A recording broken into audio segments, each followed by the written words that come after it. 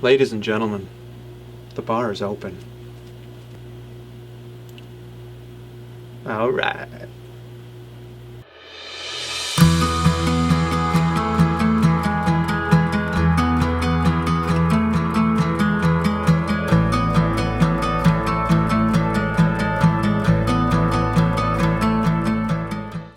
Hey everybody, welcome to Simple Diversion. My name is Graham. My name is Rob. And today we got a very fun video that we enjoy doing, and it's top whiskey under $50. And it sounds like we've done this before. Yes, but this is the 2018 edition. Because things go off the shelves, prices go up, prices go down. Yep. And we've tried more things. More things in the last year. There will be some things that maybe stay the same on our list, but I think you'll find a couple new things that will sneak on there as well. So let's take a moment and just show our lists from last year to get you up to date. As you can see, here's my lovely list. Here's mine. Okay, now that you've had a moment to absorb that and look at that, we're gonna start with our 2018 top 5 under 50. Let's do it. This can be anything. Kentucky straight bourbon, can be Tennessee, can be Irish, Scotch, Canadian. Doubt it. Japanese? Probably not. I haven't tried There's not much Canadian or not Japanese. much Japanese we can even find for under 50. And keep this in mind too. Like it's our favorite. Yes. This is very we subjective. take a lot into consideration too with the best bang for your buck, taste, nose, everything. So it's not just the ones that, oh, you have never heard of this, go try this. It's not the ones you should try. It's our favorite.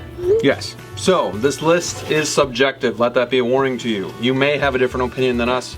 We apologize if that's the case. But by saying that, if it is our favorite and you haven't tried it, go try it. Yes. Let's get going and see if our number ones are still number one. Sitting at number 5 for me is going to be the Balvenie 12-year double wood.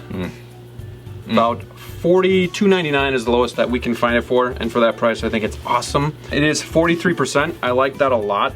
Anything above 40 I seem to get more flavors, and with this is going to be a Speyside, and honey, sweet fruit, vanilla, some sherry notes in there, and it's very smooth overall, and it goes down really easy. Balvenie is one of my top distilleries as it is. Sure.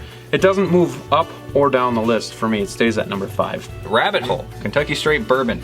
It's about 46.5%, 47.5% ABV. It goes roughly between $40 to $45. I usually find mine for about $45. They just opened up their new distillery in Louisville. They're really young, something to kind of follow. I'm sure they'll be coming up with new stuff soon.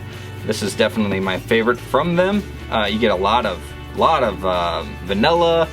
You get a lot of caramel, nuts, molasses. You get a lot of good sweet in here. So I love this stuff. Yeah. You know, the other thing with this, being that it is a new distillery and this states that it's only aged 2 years, I think that scares a lot of people away. But I will tell you, do not be scared away and try this out. It is very good. It never hurts to try it. I think you'll like it, but not everybody does. That's right. So there you have it. These are our number 5s for 2018. 5s. My number 4 is the Tomatin, if I'm saying that correctly, 12-year, which is the bourbon and sherry casks. This goes for about 43% ABV, and it's you can find it for about $26. We found this for about $32. I mean, it's definitely got some that sherry flavor, like apples and pears, very sweet, fruity flavors that I love. This is something new to me. I have not done a ton of research, but I've had it a few times in the last couple weeks, and it just made my list. Yeah. So I love this. This is definitely worth a shot. It is from the Highland region. If you have not tried this, go try it out. I'm wanting now to try some of their higher end. If you can find this for $26. Even under 40. Yeah, even 35 under 40. You can compare that easy to like my opinion, to like a Talisker Storm. Even maybe close to a Glenmorangie. Yeah, oh yeah, for sure. Type of, You know, and the nice thing about this too is it's 43%, so at that low of a price point, you're getting a 43% Scotch, which is gonna deliver more flavors. Right. We bought this on a whim, and we weren't even excited to buy it, but it was just cheap, so yeah, we had very happy. We had it during our NFL fantasy football draft, and whoo, everybody. It was a hit, as you can see. Everybody was like, oh, what was that? That was good. What's your number 4, Graham? All right, you guys are probably watching this video saying, what the hell? None of these are different so far, and I apologize. Hey, you know you're consistent. The thing was, I made the list, and then just before the video, we looked at last year's, and I'm like, oh, they're the same, okay. Not all of them are, I promise. But my number 4, it's just too good to leave off the list. It's the Ardbeg 10. And this is a peat monster. This is going to be from the Isla region. Going to be about $46 at our lowest price point. Intense smoke, peat, brine, and it's gonna pack a punch. So if you're not necessarily a peaty Scotch drinker, this might not be for you. But if you're willing to try it, you might as well jump in the deep end of the pool and go with Ardbeg 10. Yeah. Ardbeg wins so many awards. I believe it was the Whiskey of the Year for Jim Murray's The Whiskey Bible in 2008. Go try Ardbeg 10. I know it's very well known and maybe not a surprise, but it's too good to leave off the list. Yeah. If you've already tried it, you know you love it, go buy another bottle. As you can see, our number 4's Rob's is secret because we don't have that bottle. So we'll just talk about mine right away, and it's going to be the first bourbon to make the list. It is a Kentucky straight bourbon. It is Buffalo Trace in all its glory. You can find this for about $23 at our highest point. I find it for about $28, but $23 is a steal. It is so good that I have to stock up whenever I can find it. Yep. Flavors that you're gonna get with this are gonna be like a sweet molasses, oaky notes, leather, long-lasting finish, and it is gonna be 45%, which I am very happy with. So it is very reasonably priced, but you cannot always find it, hence why I have to pick up a bottle anytime I can. These two are the last of their kind at the liquor stores. They both had one left, so I picked them up. Graham is not as big of a fan as me when it comes to my number 3. But I do enjoy it. But he does enjoy it. I have it at my house. Wasn't sure if he had it here or not. Wasn't thinking about it. But Bushmills 10 year. It's something that was on my list last year as well, and I believe it was also number 3, so it stayed right there. Bushmills 10 year, if you don't like Bushmills, do not let that push you away from the 10 year. Bushmills, the regular Bushmills has nothing on Bushmills 10. I think the regular Bushmills is like a 3-year age-ish, and it's water. I'm not a fan of it, but the Bushmills 10, it's only about $8 more, goes for about 34 bucks, and it is phenomenal. It feels like Johnnie Walker Red Label to the black. Yeah. To me. Yeah, exactly. Exactly. I mean, it is a huge step forward for Bushmills, and I honestly think Bushmills 10 is the best Bushmills that is out there. Yes, I've tried the 21, and I would say the 10 year is better than that. It's Irish whiskey. Yep. I'm not sure if I said that. You get a lot of that Irish flavor, kind of like a slight vanilla. You do get a little bit of spice, cinnamon-ish, kind of like the Redbreast. But it's more of a, compared to the Redbreast, if I were to do it, I would say Bushmills 10 is a little bit more refreshing. Okay. On my part. Very good. We like the same one, and it's tied at number 2. Do you want me to scoot over a little bit? You kind of gave me a nudge. I'm sorry, I'm all up in your space, all up in your grill. I have 18 inches of heaven here. Yeah, I guess I gotta move to my station. But yes, it is the Johnnie Walker Green Label.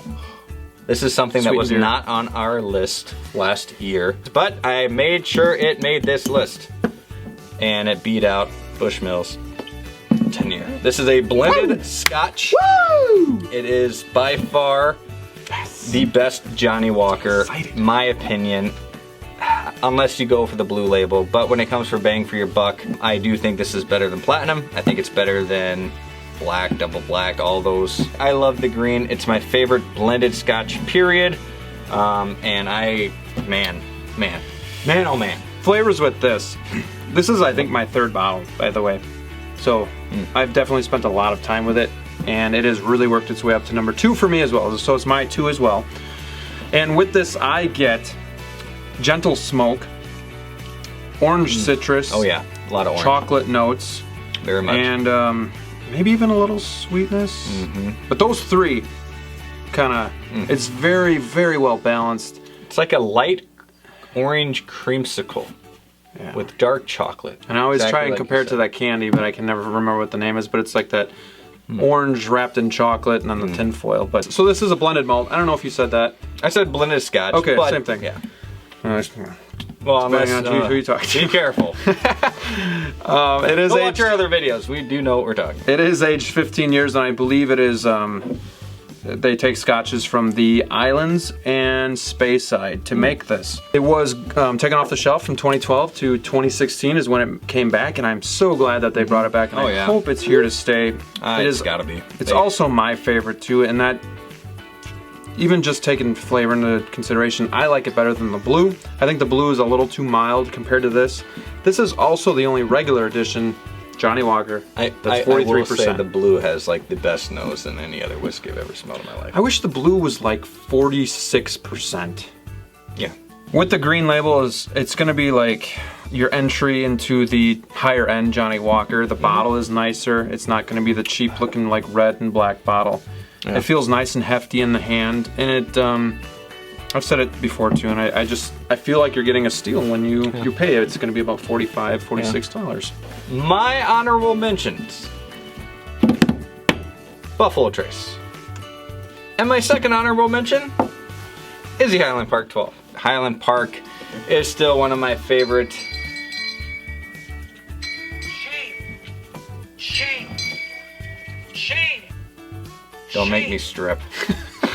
My honorable mentions would be the Rabbit Hole, which you discussed. And my other one would be kind of a surprise, kind of a sleeper pick for me, and it's going to be the Talisker Storm. Ooh. It's going to be a non-age statement from the Isle of Skye, which is an island region, for any of you that don't know. Isla. You can find it for about $35, and if you love Talisker, this is a great deal, because the Talisker 10, 10 years old only, roughly $60 to $70. This you can find for half that price, and you're still going to get a lot of that smoke balanced with a lot of other good things. I don't want to go too much into it because it is just an honorable mention, but that would be my other one. My number one, and still undefeated champion for the top 5 whiskeys under $50, is the Highland Park 12. It was my number one last year.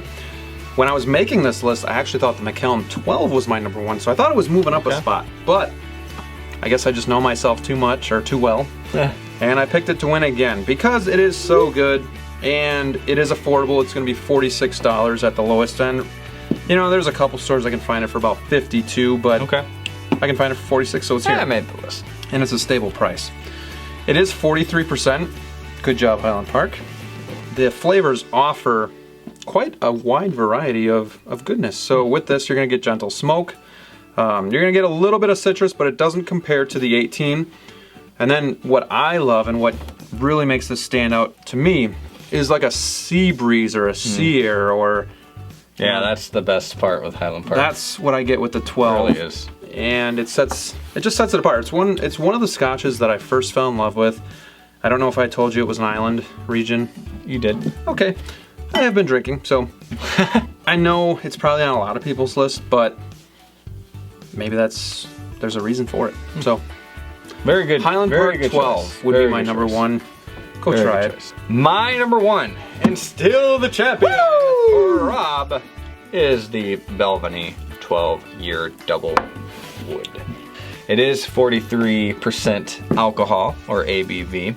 And man, I get flavors from here that I do not get anywhere else.